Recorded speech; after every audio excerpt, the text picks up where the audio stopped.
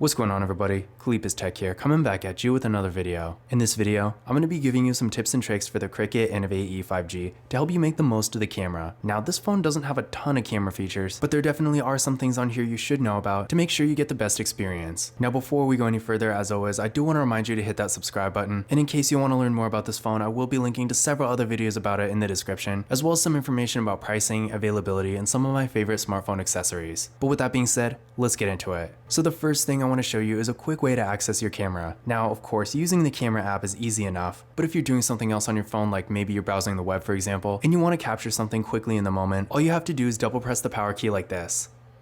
And as you can see, the camera opens right up. Definitely a cool feature to have, and it really makes the camera a lot easier to access. And again, keep in mind, this shortcut works no matter what you're doing on your phone, so whether you're just on your home screen, or even when the phone is locked. So in general, if you're ever in a situation where you want to get to the camera quickly, then there you go. Now the next thing I'm going to show you is how to change the aspect ratio of your photos. So starting from the main camera app itself, what you're going to do is go up here to settings, go to picture size right here, and as you can see by default it is going to be 4:3, but from here you can also choose 1:1, 16:9, or 20:9. The next thing I'm going to show you is how to turn on the grid. To do this, what you're going to do is go to settings, and then from here, turn on grid line right here. As you can see, you're going to get a few different options. This is the normal one. You can also do left or right.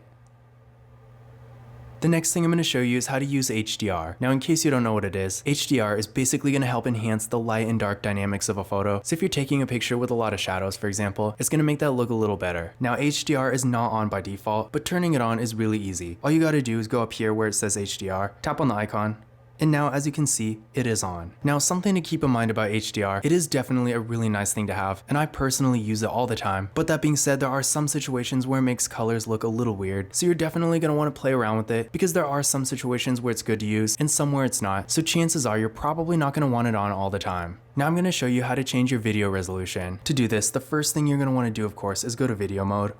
From here, go to settings, go to where it says video quality.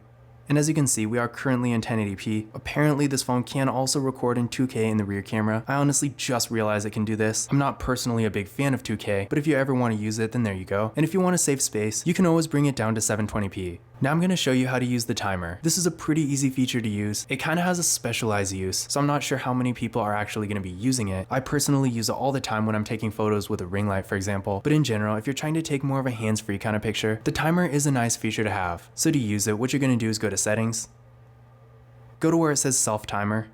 And as you can see, by default, it is going to be off, and you can also set it to 2 seconds or 10 seconds. Now, honestly, I'm not a huge fan of these times because in my opinion, 2 seconds is way too short, and 10 seconds, especially if you're taking a selfie or something, is a little bit too long, but at least we do have the feature, so I can't really complain too much. Now, another thing to keep in mind here is that when you're done with it, be sure to go back and turn it off. I found out the hard way, closing the camera app and reopening it is not going to turn off the timer, so definitely keep this in mind. The next thing I'm going to show you is how to take a burst photo. Now, this phone sort of has this feature, but keep in mind, unlike a normal burst photo, where it's basically all combined into one shot, this phone takes it as individual photos, and this can definitely make things pretty messy. I'm really not a fan of how they did this, but in general, if you do want to use the feature, simply press and hold the shutter button like this, and that's pretty much it.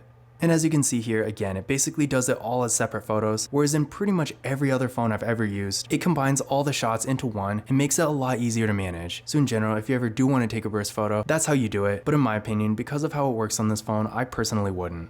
Now the next thing I'm going to show you is a few different options you have for the volume keys. By default, both the volume down button and the volume up button are basically going to work as a physical shutter button. So if I press it right now, it's going to take a picture. And then if I go to video mode, press one of the volume keys, and it's going to start recording. So this is definitely cool, and I personally like to keep it like this, but there are some other options. So to get to these, go to settings. From here, go to volume key feature.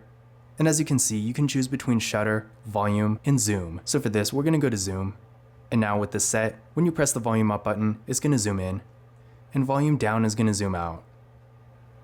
Now I'm going to show you how to mute the shutter. Now for me, for whatever reason, it's not actually making a sound anyway, but by default normally, when you have your sound on, whenever you take a picture, it will make a bit of a sound. But if you want, you can turn it off by going to settings, and hit camera mute right here.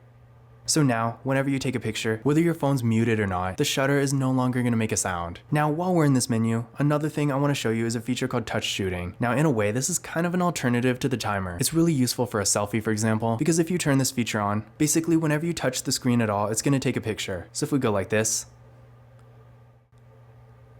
there we go. So if you ever want to take a picture without actually pressing the shutter, then this is definitely a nice feature to have. Now the last thing I'm going to show you is how to get to your extra features. Now like I said before, the Cricut Innovate E5G only having a dual camera setup doesn't really have a ton of features, but that being said, aside from beauty mode, video mode, photo mode, and portrait mode, we do have a couple other features here. So to access these, go to more, and as you can see, in addition to the main features, there's also night mode, pro mode, panorama, slow motion, and time lapse. But this concludes my camera tips and tricks video for the Cricut Innovate E5G. Again, in case you want to learn more about this phone, I will be linking to several other videos about it in the description, as well as some information about pricing, availability, and some of my favorite smartphone accessories. But that's it for this video. If you enjoyed it and found it useful, be sure to give it a thumbs up and hit that subscribe button. Don't forget to follow Kalipis Tech on Twitter and Instagram. And as always, I will see you in the next video.